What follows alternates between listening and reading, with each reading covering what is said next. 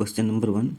A shopkeeper has 47.5 kg of rice costing 48.8 rupees per kg, which is mixed with certain amount of another rice costing 64.5 rupees per kg.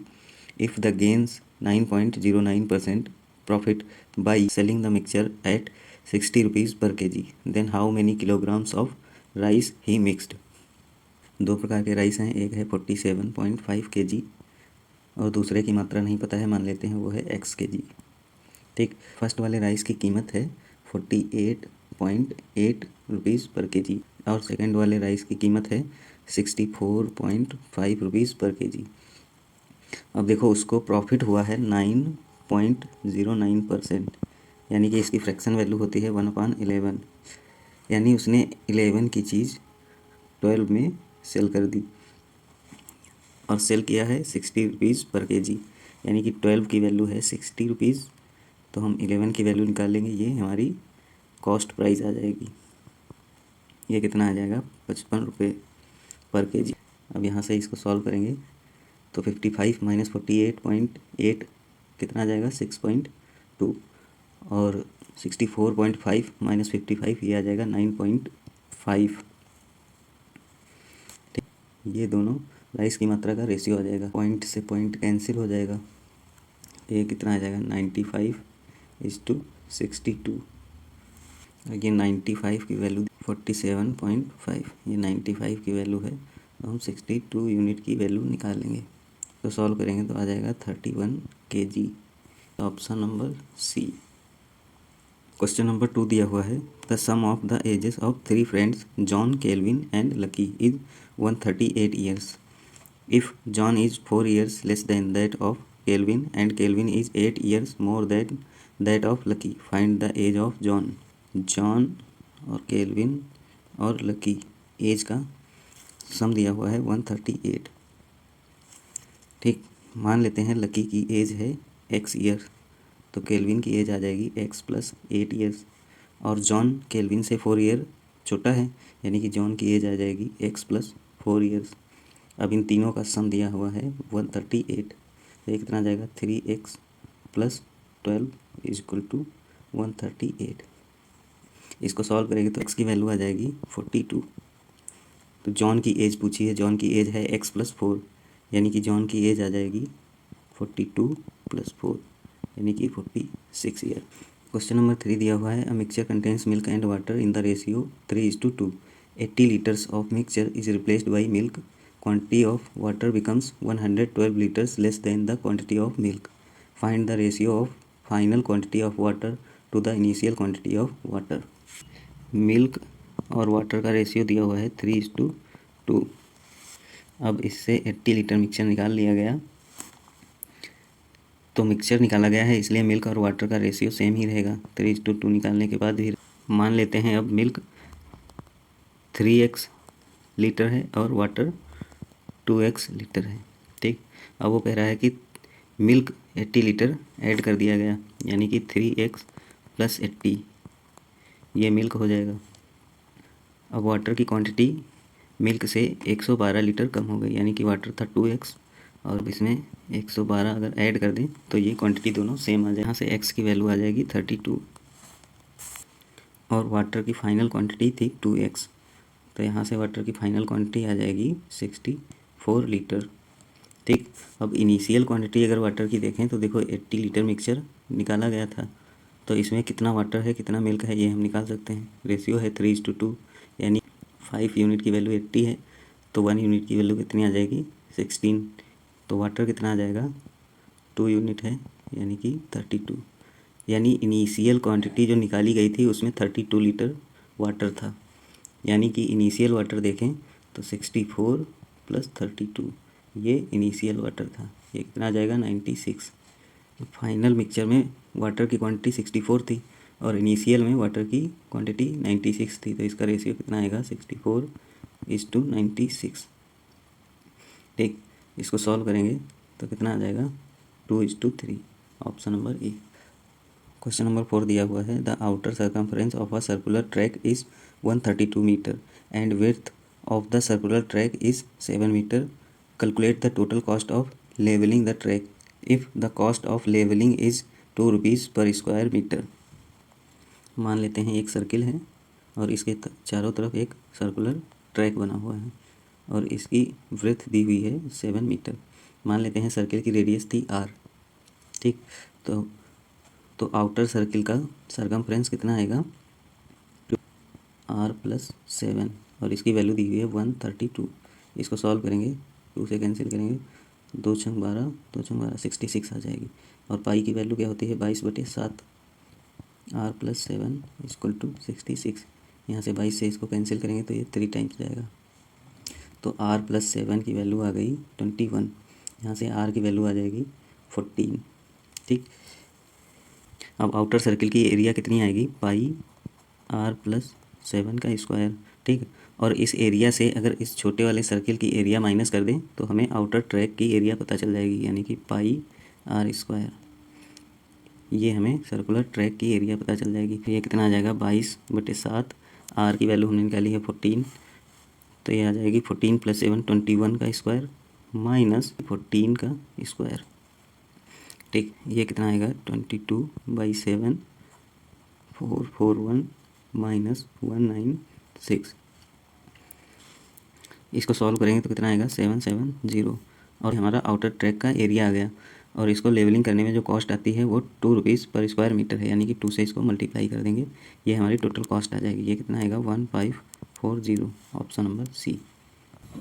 Question number 5, A alone can complete a piece of work in 60 days, B and C together can complete the same work in 15 days, while A and B together when working alternately for 1 day each can complete the work in 40 days. Find the time taken by C alone to complete the work. A किसी काम को 60 days में करता है और उसी काम को B एंड C 15 डेज में कंप्लीट कर लेता है। अब आगे कह रहा है कि A और B अल्टरनेटली काम करते हैं और 14 डेज में काम को कंप्लीट कर लेते हैं, यानी कि A और B एक साथ अगर काम करें तो 20 डेज में उसी काम को कंप्लीट कर लेंगे। तो इनका एलसीएम कितना आएगा, 60, यानी कि A की एफिशिएंसी आ जाएगी 1 और B + C की एफिशिएंसी आ जाएगी 4 एंड A + B की एफिशिएंसी आ जाएगी 3। A की एफिशिएंसी है 1, इसलिए B की एफिशिएंसी आ जाएगी 3 - 1 यानी कि 2, और C की एफिशिएंसी आ जाएगी 4 - 2 यानी कि 2। और ये क्वेश्चन में पूछ रहा है कि C अकेले उसी काम को कितने दिन में कंप्लीट कर लेगा। तो C को कितने डेज लगेंगे, 60/2 यानी कि 30 days. Option number B. Question number 6 है, A, B and C can complete a piece of work in 10 days, 15 days and 25 days respectively. Find the time taken by D alone to complete the work if D's efficiency is 2 times of the efficiency of A, B and C together. A किसी काम को 10 days में कर लेता है, B उसी काम को 15 डेज में करता है और C उसी काम को 25 डेज में करता है। तो इनका एलसीएम कितना आएगा, 150। तो A की एफिशिएंसी आ जाएगी 15 यूनिट, B की एफिशिएंसी आ जाएगी 10 यूनिट और C की एफिशिएंसी आ जाएगी 6 यूनिट। ठीक, D की एफिशिएंसी है A + B + C की एफिशिएंसी का 2 गुना। ठीक, तो A की एफिशिएंसी 15 और B 10, C 6, यानी कि ये आ जाएगा 31 × 2, ये D की एफिशिएंसी आ जाएगी। टोटल वर्क है 150। तो D को कितने डेज लगेंगे, 150/31 × 2। इसको सॉल्व करेंगे तो कितना आएगा, 75/31। सॉल्व करेंगे आ जाएगा 2 सही 13/31 डेज। क्वेश्चन नंबर 7 दिया हुआ है, 2 trains P and Q moving in opposite direction cross each other in 20 seconds. Ratio of the length of train P and train Q is 2:3. Train Q crosses a bridge of length 30 meter in 30 seconds. The sum of the length of the train P and train Q is 2500 meter. Find the ratio of speed of train P and train Q. Train P और train Q की length का ratio दिया हुआ है 2:3, यानी 5 unit की value दी है 2500। तो 1 यूनिट की वैल्यू आ जाएगी 500, यानी ट्रेन P की लेंथ आ जाएगी 1000 मीटर और Q की लेंथ आ जाएगी 1500 मीटर। ठीक, अब ये कह रहा है कि ट्रेन Q को 300 मीटर का ब्रिज पार करने में 30 सेकंड लगते हैं, यानी कि वो 1500 मीटर जो उसकी लेंथ है और 300 मीटर ब्रिज की लेंथ, यानी कि 1800 मीटर की दूरी 30 सेकंड में तय करती है। तो क्यू की स्पीड कितनी आएगी? 60 मीटर पर सेकंड। ठीक, अब ये फर्स्ट वाली कंडीशन दी है कि दोनों ट्रेन अपोजिट डायरेक्शन में एक दूसरे को 20 सेकंड में क्रॉस कर लेती हैं, यानी कि इनकी रिलेटिव स्पीड कितनी आएगी? ट्रेन पी की स्पीड प्लस ट्रेन क्यू की स्पीड हमने निकाली है 60। अब ये इस स्पीड से टोटल लेंथ कितनी है? 2500 मीटर की दूरी 20 सेकंड में कवर करती हैं। तो यहाँ से स्पीड कितनी आ जाएगी? ये आ जाएगी, 0 से 0 कैंसिल हो जाएगा, 2 एकम 2, 2 दूना 4 और 2 पंचे 10, यानी कि 125। तो यहाँ से ट्रेन पी की स्पीड कितनी आएगी? 65। और रेशियो पूछा है ट्रेन पी की स्पीड और ट्रेन क्यू की स्पीड का रेशियो। पी की हमने स्पीड निकाली है 65 मीटर पर सेकंड, तो ये 65 आ जाएगा, और क्यू की स्पीड है 60 मीटर पर सेकंड, ये 60 आ जाएगा, यानी कि 13 पच्चे 65, 12 पंचे 60, यानी कि 13:12, option number A. Question number 8, in how many ways the letter of the word appeary can we arrange so that vowels are not always together. Total ways कितने आएंगे? लेटर हैं 6, यानी कि फैक्टोरियल 6, और ए 2 बार आया है इसलिए फैक्टोरियल 2 से डिवाइड कर देंगे। ये कितना आ जाएगा? 6 × 5 × 4 × 3 × 2 अपॉन 2, 2 से 2 कैंसिल हो जाएगा, और कितना आएगा? 360। ये टोटल नंबर ऑफ वेज आ गए। अब हम वो वेज निकाल लें जिनमें वोवेल्स हमेशा साथ में आते हैं, और वो ways in total number of ways से माइनस कर देंगे, तो हमें वो वेज पता चल जाएंगे जिनमें वोवेल्स साथ में नहीं आते हैं। तो ये कितने वेज आएंगे? देखो, वोवेल्स हैं कितने? ए आई ए, यानी कि 3, तो इनको हम एक लेटर की तरह ट्रीट करेंगे, और अन्य लेटर कितने हैं? पी आर वाई, यानी कि 3। तो अब टोटल लेटर कितने आएंगे? 4, यानी कि फैक्टोरियल 4, और वोवेल कितने हैं? 3, तो इंटू फैक्टोरियल 3, और ए 2 बार आया है इसलिए फैक्टोरियल 2 से डिवाइड कर देंगे। ठीक, ये वो वेज आ जाएंगे जिनमें वोवेल्स हमेशा साथ में आएंगे। इसको सॉल्व करेंगे तो कितना आएगा? 4 × 3 × 2 × 3 × 2 अपॉन 2, तो 2 से 2 कैंसिल हो जाएगा, 3 3 2 6, 3 18 चक्कू 72। वो वेज कितने आएंगे जिनमें वोवेल्स साथ में नहीं आते हैं, यानी कि रिक्वायर्ड वेज आ जाएंगे 360 - 72, ये कितना आएगा? यानी कि option number C. Question number 9, P can complete a piece of work in 18 days and Q can complete the same work in 20 days if they work on alternate days starting with P, find the number of days to complete the work. देखो, P किसी काम को 18 days में कर लेता है और Q उसी काम को 20 डेज में कर लेता है, तो इनका एलसीएम कितना आएगा? 180। तो पी की एफिशिएंसी आ जाएगी 10 और क्यू की एफिशिएंसी आ जाएगी 9। अब ये कह रहा है कि पी और क्यू अल्टरनेट डेज पे काम करते हैं और पी से स्टार्ट होता है, तो पहले एक दिन पी काम करेगा, फिर क्यू काम करेगा। तो पी एक दिन में कितना काम करता है? 10 यूनिट, और क्यू एक दिन में कितना काम करता है? 9 यूनिट, यानी कि 2 डेज में 19 यूनिट वर्क हो जाता है, यानी कि इसको 9 से मल्टीप्लाई करेंगे तो यहाँ भी 9 से मल्टीप्लाई करेंगे, यानी कि 18 डेज में 171 वर्क हो जाता है। रिमेनिंग वर्क कितना बचा? 180 - 171, यानी कि 9 यूनिट वर्क बचा। अब ये 9 यूनिट वर्क पी करेगा, यानी कि 9/10, ये कितना डेज आएंगे? 0.9 डेज। तो 18 डेज यहाँ पे लगे थे और 0.9 डेज यहाँ पे लगे, यानी कि टोटल डेज कितने आएंगे? 18.9, option number D. Question number 10 दिया हुआ है, box contains 3 red balls, 4 green balls and 2 white balls. If 3 balls are drawn at random, what is the probability that it is of green colour. Red ball हैं 3 और green ball हैं 4 और white ball हैं 2। ठीक, तो 3 green ball select करने की probability कितनी होगी? 4C3। टोटल बॉल्स हैं 9 और हमें 3 बॉल्स लेनी है, यानी कि 9C3। इसको सॉल्व कर लेंगे, कितना आएगा 4/9 × 8 × 7/3 3 × 2।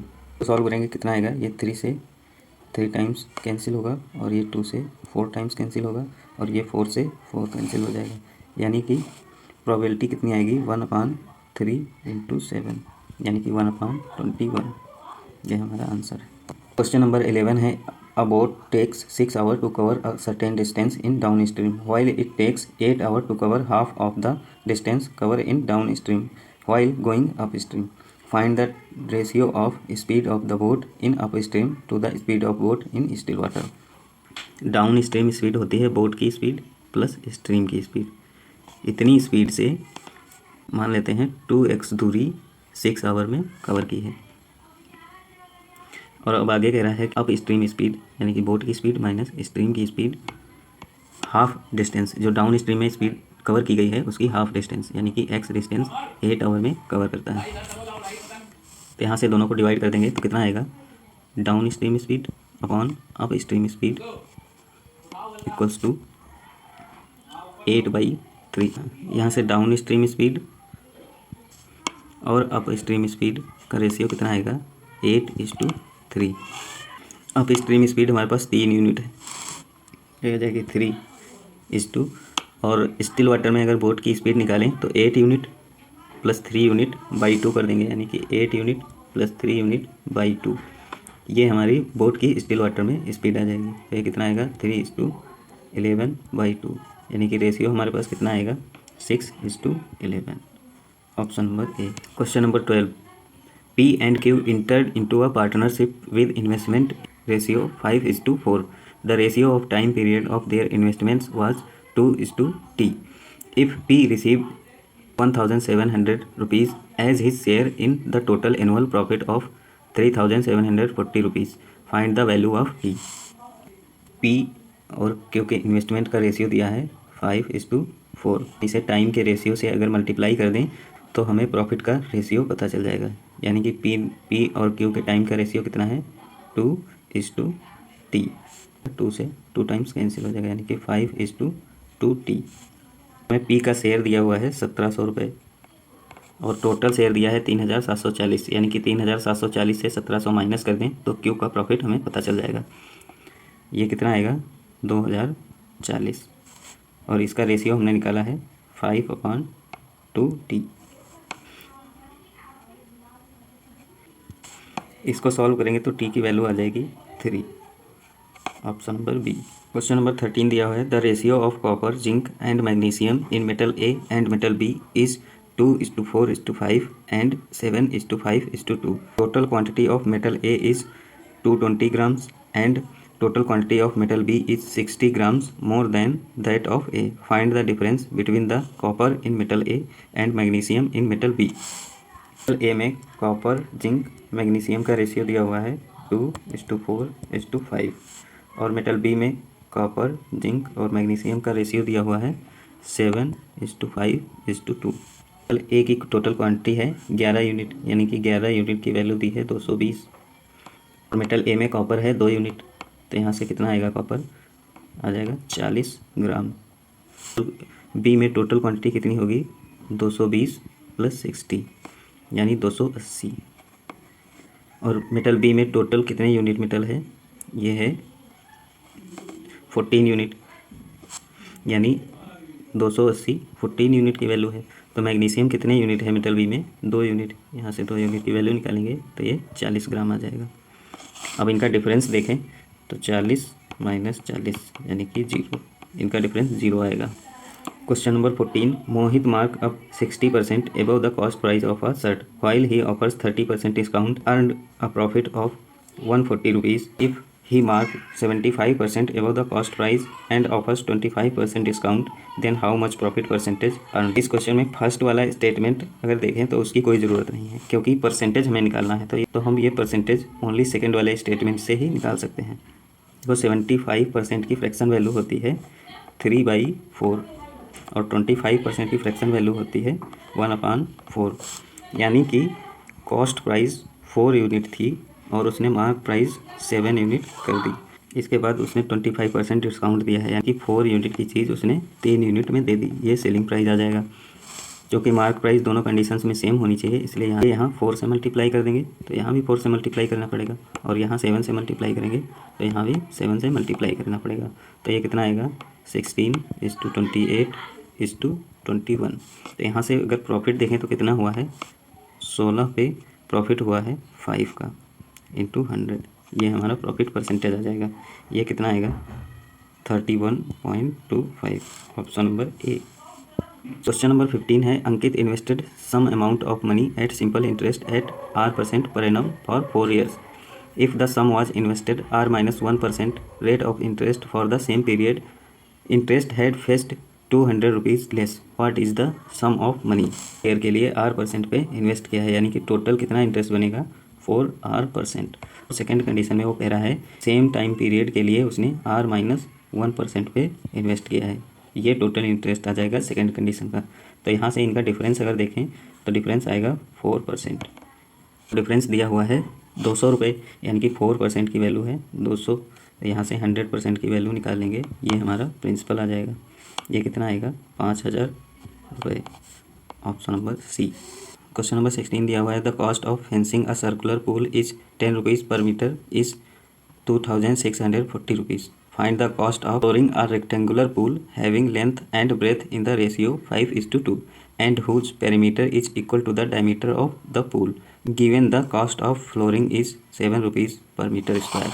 यहाँ हम सर्कुलर सर्कमफ्रेंस अगर निकालें तो कितना आएगा 2640/10, यानी कि 264। सर्कमफ्रेंस होता कितना है 2πr, यानी कि 2πr की वैल्यू है 264। यहाँ से इसको सॉल्व करेंगे, गुणे 22/7 इंटू R इक्वल्स टू 264।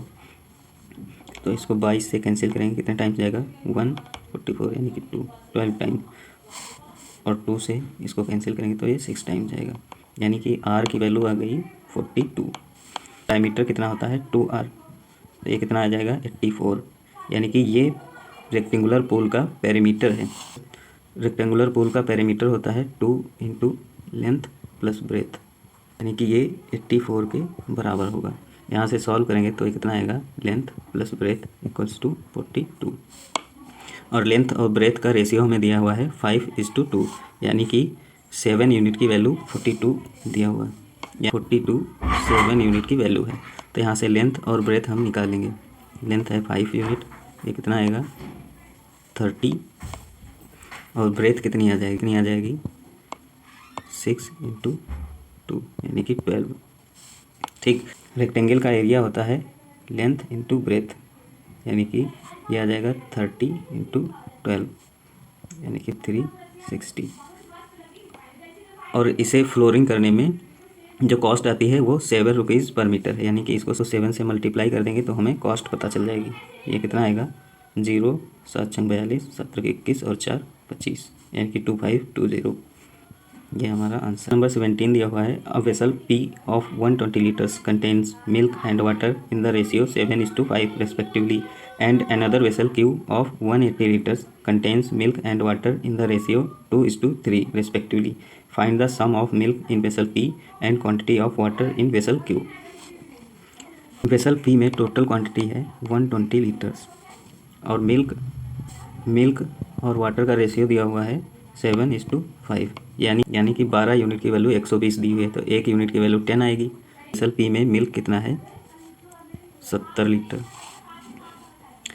और वेसल Q की बात करें तो Q में टोटल मिक्सचर है 180 लीटर्स, और मिल्क और वाटर का रेशियो दिया हुआ है 2:3, यानी कि 5 यूनिट की वैल्यू है 180, तो 1 यूनिट की आएगी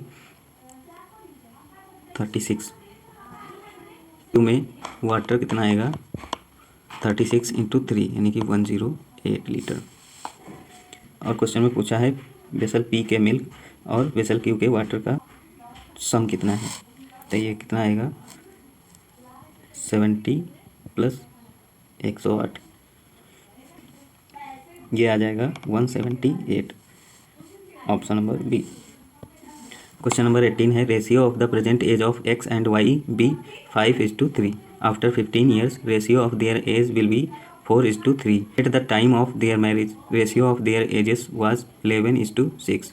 Find the age of Z when X and Y got married if the present age of Z is 5 years more than that of Y. X और Y के प्रेजेंट एज का ratio दिया हुआ है 5:3 और 15 ईयर्स के बाद रेशियो दिया हुआ है 4:3 और मैरिज के टाइम जो रेशियो है वो है 11:6 और एज में ये अच्छी तरह से पता है कि किन्हीं भी दो पर्सन की एज का डिफरेंस कभी भी चेंज नहीं होता। देखें एक्स और वाई की प्रेजेंट एज में जितना डिफरेंस होगा उतना ही 15 ईयर्स के बाद होगा और उतना ही डिफरेंस मैरिज के टाइम होगा। तो यहाँ पर डिफरेंस देखें तो कितना है 2 और यहाँ पे डिफरेंस देखें तो कितना है 1 और यहाँ पे डिफरेंस देखें तो कितना है 5। 2, 1 और 5 का एलसीएम कितना आएगा 10 यानी यहाँ पे 5 से मल्टीप्लाई कर देंगे और यहाँ पे 10 से मल्टीप्लाई कर देंगे और यहाँ 2 से मल्टीप्लाई कर देंगे तो ये कितना आएगा 25:15 40:30 और ये आ जाएगा 22:12। ये प्रेजेंट एज का रेशियो आ गया और ये 15 ईयर्स के बाद आ गया और ये मैरिज के टाइम का रेशियो आ गया। अब अगर y की प्रेजेंट एज निकालें तो कितनी आएगी एज उसकी कितनी है 15 यूनिट और 15 ईयर्स के बाद उसकी एज हो गई 13 यूनिट यानी कि 15 यूनिट की वैल्यू 15 ईयर्स के बराबर हो जाएगी। यानी प्रेजेंट एज अगर पी तो 1 यूनिट की वैल्यू 1 आ जाएगी यानी कि प्रेजेंट एज y की 15 ईयर्स है ठीक। और z की प्रेजेंट एज 5 ईयर्स ज़्यादा है y की प्रेजेंट एज से यानी कि z की प्रेजेंट एज कितनी आ जाएगी 20 ईयर्स। पूछ रहा है कि z की एज x और y की मैरिज के समय कितनी थी। x की एज थी 22 ईयर्स और y की एज थी 12 ईयर्स। यहाँ से अगर डिफरेंस देखें तो 15 से 12 हो रही है यानी कि 3 ईयर्स पहले उनकी मैरिज हुई थी यानी कि z की प्रेजेंट एज 20 है तो यहाँ से 3 माइनस कर देंगे तो z की एज आ जाएगी जब x और y की शादी हुई पता चल जाएगी z की ये कितनी आएगी 20 - 3 यानी कि 17। Option number A. Question number 19 Suresh spends 20% of his salary on house rent, 25% on food, 10% on clothes and 40% of the remaining on travel and saves 8,100 rupees. Find the amount spend on travel. 100% तो इसका 20% उसने house rent पे और 25% food पे खर्च कर दिया और 10% क्लॉथ्स पे खर्च कर दिए तो रिमेनिंग कितना बचा 45%। और इस 45% का 40% की वैल्यू 40% की फ्रैक्शन वैल्यू होती है 2/5 यानी 45% का 2/5 ये ट्रेवल पे खर्च किया। ये कितना ये आएगा 18%। 45 - 18 27% और 27% की वैल्यू हमें दी हुई है 8100 और उसने पूछा है कि ट्रेवल पे कितना खर्च किया। ट्रेवल पे खर्च किया है 18%। तो 18% की वैल्यू यहाँ से निकाल लेंगे। सॉल्व करेंगे तो ये कितना आएगा 27 81 परसेंटेज से परसेंटेज कैंसिल हो जाएगा यानी कि आ जाएगा 5400। Option number C. Question number 20 है A can do a piece of work in 40 days। Efficiency of A is 3 times more than B and half of C. The time taken by C alone is how much more or less than time taken by alone to complete the work. A किसी काम को 40 days में कर लेता है और A की efficiency B की इफिशिएंसी से यानी कि B की इफिशिएंसी अगर 1 है तो A की इफिशिएंसी 4 हो जाएगी और A की इफिशिएंसी C की इफिशिएंसी से हाफ है यानी कि C की इफिशिएंसी 8 यूनिट होगी ठीक। तो वो यहाँ से हम C को कितना टाइम लगेगा वो निकाल सकते हैं। देखो A 40 डेज में टोटल वर्क कर लेता है और A की इफिशिएंसी कितनी है 4 यूनिट से मल्टीप्लाई करेंगे तो ये टोटल वर्क आ जाएगा ठीक। अब ये टोटल वर्क अपॉन 8 ये C को कितने डेज लगेंगे यानी कि C को 20 डेज लगेंगे। B की इफिशिएंसी है 1 और टोटल वर्क है 160 अपॉन 1 कर देंगे ये B के डेज आ जाएंगे यानी 160 ठीक। अब ये पूछ रहा है कि डिफरेंस निकालेंगे कितना आएगा 160 - 20 यानी कि 140 डेज। Option number D.